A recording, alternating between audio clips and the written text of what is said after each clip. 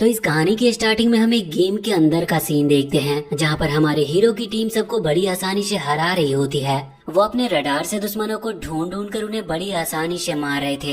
आगे हम देखते हैं कि हमारे मेन कैरेक्टर का नाम साकोमोतो होता है। वो कहता है कि हमारी बराबरी का अब जापान में कोई नहीं बचा, इसलिए हमें अब बाहर के टॉप रैंकर प्लेयर के साथ खेलना होगा, वरना मेरी रैंक और ऊपर नहीं जाएगी। और तभी उन्हें वर्ल्ड में रैंक 2 वाली टीम चैलेंज करती है, जिसे वो तुरंत ही एक्सेप्ट कर लेते हैं। फिर साकोमोतो बताता है कि ये गेम बहुत ज्यादा फेमस है और इसमें तुम गन्स का यूज नहीं कर सकते, सिर्फ बॉम्ब्स का ही यूज कर सकते हो, और इसमें सिचुएशन के हिसाब से दुश्मनों को सोनिक रडार की मदद से ढूंढकर उन्हें मारना होता है, और ऐसे ही करके तुम गेम के विनर बन सकते हो। इसके बाद वो अपने बारे में बताता है कि उसकी उम्र 22 है, लेकिन अभी तक वो कोई जॉब नहीं करता, सारा दिन घर पर बस गेम खेलता रहता है। रियल लाइफ में उसके पास कुछ भी नहीं है, पर बुटोम गेम के अंदर वो सबसे ज्यादा स्ट्रॉन्ग है और सब उसकी बहुत रिस्पेक्ट करते हैं। यहाँ तक कि गेम के अंदर उसने शादी भी कर रखी है। लेकिन तभी अचानक से साकोमोतो की आंखें खुलती है और वो अपने आप को एक आइलैंड पर पाता है। फिर वो देखता है कि अभी वो एक पैरासूट में अटका हुआ है। आगे जब वो नीचे जाता है तो देखता है कि उसके सर पर चोट लगी हुई थी और उसे कुछ भी याद नहीं था कि वो यहाँ पर कैसे आया। तभी उसकी नजर अपने हाथ पर जाती है जहाँ एक ग्लास लगा हुआ था, जो कि उसके स्किन के अंदर लगा हुआ था। इसके बाद उसे वहाँ पर उसका बैग मिलता है, जिसके अंदर उसके कपड़े और एक दूसरा बैग और कुछ खाना रखा हुआ था। अब आगे जब साकोमोतो फॉरेस्ट के बीच में जाता है तो चारों तरफ कीड़े मकोड़े देखकर डर जाता है और जल्दी से भागकर एक खुले समुद्र के सामने पहुंच जाता है। तभी उसे अपनी एक मेमोरी याद आती है कि कुछ टाइम पहले उसके मॉम ने उसके लिए कन्वीनियंट स्टोर में जॉब के लिए अप्लाई कर दिया था, पर बाद में जब उसे ये बात पता चली तो वो अपनी मॉम पर बहुत चिल्लाया था कि उसे कोई जॉब नहीं करना, क्योंकि उसके पास ऑलरेडी एक जॉब है। फिर जब वो एक स्टोर से निकलता है तो कुछ ब्लैक सूट पहने आदमी आकर उससे पूछते हैं कि तुम ही साकोमोतो हो ना, और इसके बाद से उसे और कुछ ज्यादा याद नहीं होता। फिर जो बैग में उसे खाना मिला था वो खा लेता और उसे जो दूसरा बैग मिला था उसे खोलकर देखता है तो उसमें से एक छोटा सा बॉक्स निकलता है। वो जब उसके एक बटन को प्रेस करता है तो उसमें काउंटडाउन स्टार्ट हो जाती है और तभी साकोमोतो उसे दूर फेंक देता है, जिससे वहाँ पर धमाका होता है और फिर उसे पता चलता है कि ये सारे बॉम्ब्स हैं। तभी साकोमोतो वहाँ पर दूर से एक आदमी को देखता है और उसे मदद के लिए बुलाने की कोशिश करता है, पर तभी वो आदमी अचानक से उसकी तरफ एक बॉम्ब फेंक देता है। ये देखकर वो सोचता है कि ये बिल्कुल बुटोम गेम की तरह हो रहा है। आगे साकोमोतो तो उससे बचकर भागने लगता है और बहुत दूर चला जाता है, जहाँ उसे लगता है कि फाइनली अब वो बच गया है। लेकिन तभी वो आदमी पीछे से उसके ऊपर दोबारा हमला करता है और ये देखकर वो उससे दूर भागने लगता है।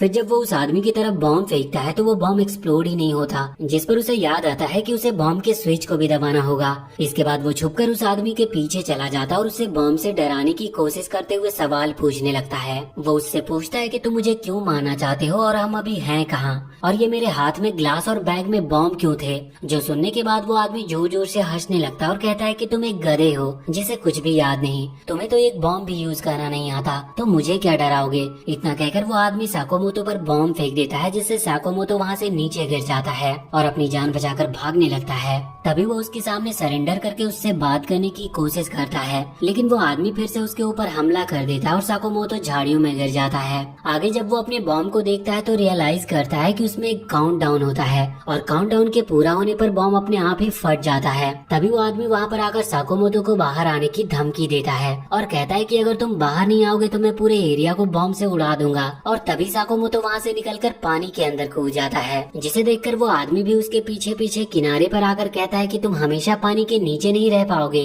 इसलिए जब भी तुम बाहर आओगे मैं तुम्हें आराम से खत्म कर दूंगा। लेकिन तभी उस आदमी के पैरों के नीचे बॉम्ब फट जाता है, जिससे उस आदमी के टुकड़े टुकड़े हो जाते हैं। साकोमोतो जब ऊपर आता है तो उसे ये देखकर बहुत बुरा लगता है, क्योंकि उसने पहली बार किसी इंसान को मारा था। फिर वो उस आदमी के भी बॉम्ब्स को लेकर अपने पास ही रख लेता है। आगे अगले सीन में हम देखते हैं कि पहले जब साकोमोतो अपने रूम में गेम खेल रहा था तब उसकी मॉम आकर उससे कहती है कि मैंने तुम्हारे अंकल से उनके रेस्टोरेंट में तुम्हें जॉब दिलवाने की बात की है, जिस पर वो कहता है कि मुझे अभी जॉब की जरूरत नहीं है क्योंकि मेरे पास ऑलरेडी एक जॉब है। जिसके जवाब में उसकी मॉम कहती है कि ये तुम 2 साल से हमेशा बोलते आए हो, लेकिन सारा दिन बस रूम में बैठकर गेम खेलते रहते हो। और ये सुनकर साकोमोतो अपनी मॉम की तरफ अपने कंट्रोलर फेंक कर उन्हें वहाँ से चले जाने को कहता है और तभी उसकी नींद से आँख खुल जाती है। लेकिन फिर तभी वो एक लड़की को देखता है जो पानी के पास बैठी थी और जैसे ही वो लड़की लड़की साकोमोतो को देखती है तो वो बहुत डर जाती है। इसके बाद हम उस लड़की की स्टोरी देखते हैं जिसका नाम हिनुको था, जो कि पहले एक बुटूम प्लेयर थी।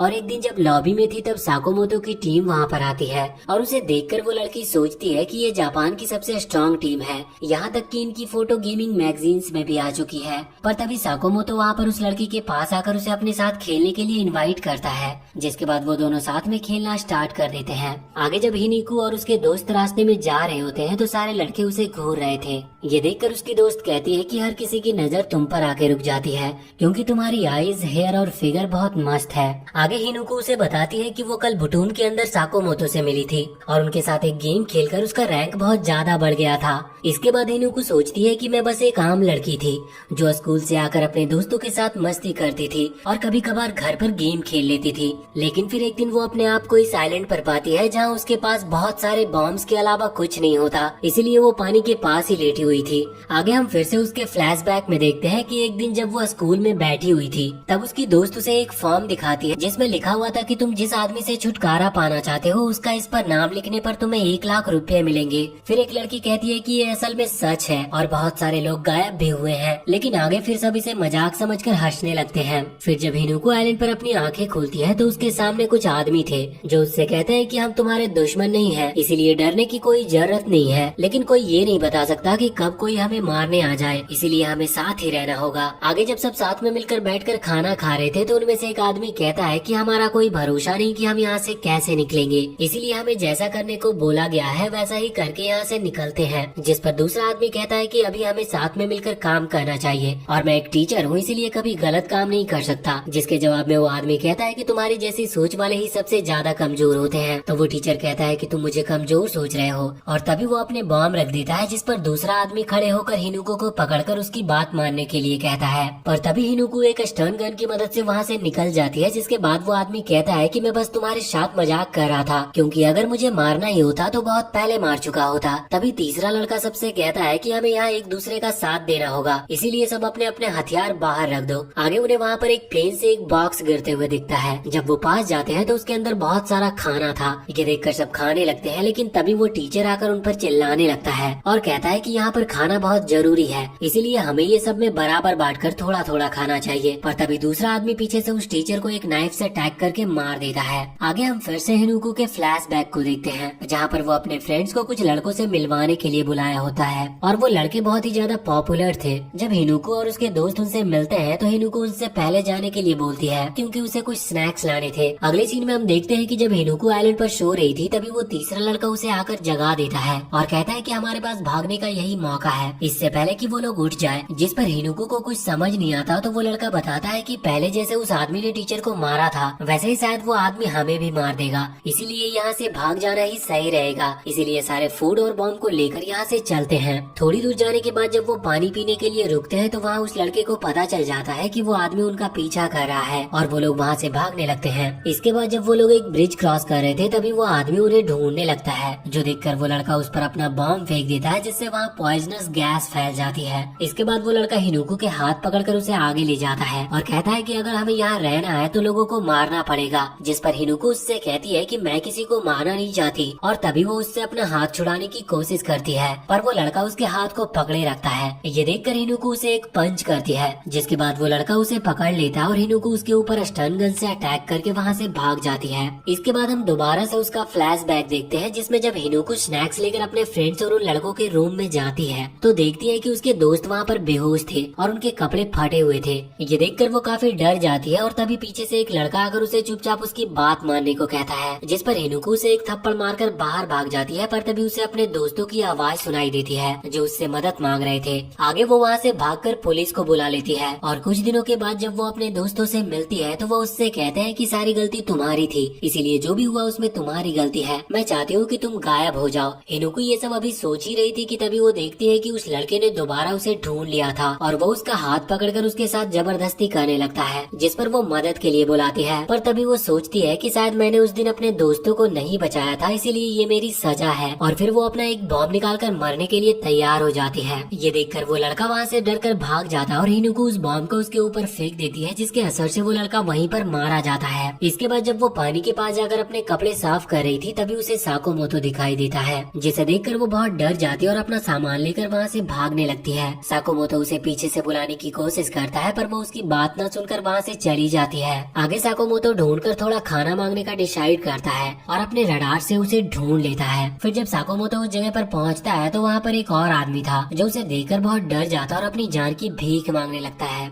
जिस पर साकुमोतो उसे बहुत सारे सवाल पूछता और वो आदमी जवाब देने के लिए मान भी गया था। फिर वो आदमी साकुमोतो को बताता है कि ब्लैक सूट में कुछ आदमियों ने मुझे किडनैप कर लिया था और जब मेरी आंखें खुली तो मैं एक प्लेन के अंदर था। उस प्लेन में मेरे अलावा और भी बहुत सारे लोग थे। सामने कुछ लोग गन्स लेकर भी खड़े हुए थे। तभी सामने एक बड़े से स्क्रीन पर एक आदमी आकर कहता है कि अभी तुम सब एक बहुत मजेदार गेम के अंदर जाने वाले हो। ये प्लेन अभी एक आइलैंड पर जा रही है जहाँ कोई भी नहीं रहता। अगर तुम्हें वहाँ से बाहर निकलना है तो तुम्हें गेम को पार करना होगा, जिसके लिए तुम्हें अपने दिए गए बॉम्ब से आपस में फाइट करना होगा। तुम सबके हाथ में एक चिप लगी है जिसे तुम जितनी भी कोशिश कर लो उसे निकाल नहीं पाओगे, लेकिन जब तुम्हारी दिल की धड़कन बंद हो जाएगी तो ये अपने आप ही तुम्हारे हाथ से निकल जाएगी और तुम्हें एस्केप करने के लिए एक दूसरे को मारकर 7 चिप्स को इकट्ठा करना होगा। लेकिन तभी साकुमोतो वहाँ आकर उस आदमी को जवाब देने लगता है और ऐसे बातें करता है जैसे कि वो उस आदमी को जानता हो। पर तभी वो लोग उसे पकड़कर स्टन गन से सर पर अटैक करके बेहोश कर देते हैं और इसके बाद वो उसे पैरासूट पहनाकर ऊपर से फेंक देते हैं। ये सब सुनकर साकुमोतो समझ जाता है कि वो फॉरेस्ट के अंदर कैसे आया और उसे सर पर चोट कैसे आई थी, पर उसे अभी तक समझ नहीं आ रहा था कि यहाँ के रूल्स बिल्कुल बुटूम गेम की तरह क्यों हैं, क्योंकि ये एक इत्तेफाक नहीं हो सकता,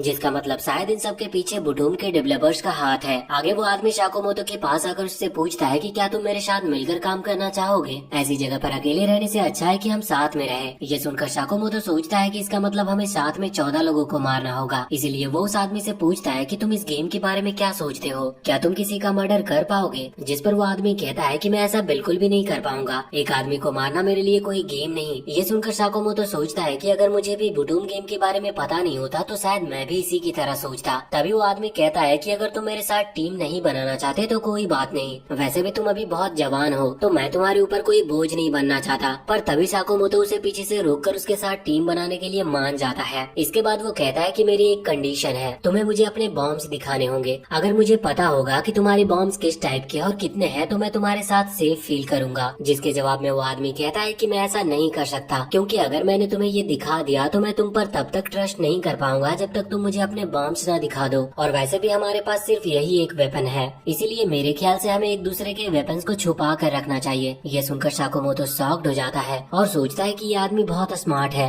इस गेम को जीतने के लिए सिर्फ गेम में अच्छा होना जरूरी नहीं है, बल्कि दूसरों से कैसे डील करना है ये भी आनी चाहिए। इसीलिए इसके साथ टीम बनाना मेरे लिए फायदेमंद रहेगा। आगे साकुमोतो उसके साथ मिलकर ऐसे ही टीम बना लेता है, जिस पर वो आदमी उसे थैंक यू कहता है और कहता है कि मेरा नाम ताया कियोशी है। इसके बाद आगे साकुमोतो देखता है कि वहाँ पर एक प्लेन से फूड गिर रहा है और वो सोचता है कि इस बार सभी को फूड चाहिए, इसीलिए सब फूड लेने के लिए जरूर आएंगे, जिसका मतलब इस गेम को बनाने वाले हमें आपस में लड़वाना चाहते हैं। आगे जब साकुमोतो फूड की तरफ जाता है तो देखता है कि एक लड़की उससे पहले वहाँ पर पहुँच जाती है, लेकिन जैसे ही वो उस बॉक्स को उठाती है उसके नीचे से एक बॉम्ब फटता है और उसकी वहीं पर मौत हो जाती है। तभी पीछे से एक और लड़का आकर उस लड़की के हाथ से उसका चिप निकाल लेता है और खाना लेकर वहाँ से चला जाता है। ये देखकर साकुमोतो समझ जाता है कि उस लड़के ने पहले से वहाँ पर ट्रैप बना कर रखा था, क्योंकि उसे पता था कि जब लोग खाने को देखेंगे तो उसे लेने के लिए जरूर आएंगे। अब अगर मैं पहले खाने तक पहुँच जाता तो शायद अभी जिंदा नहीं होता। इसके बाद वो वहीं पर दुखी होकर बैठ जाता है। थोड़ी देर बाद जब कियोशी वहाँ पर आकर साकुमोतो से पूछता है कि क्या तुम खाना लेकर आए,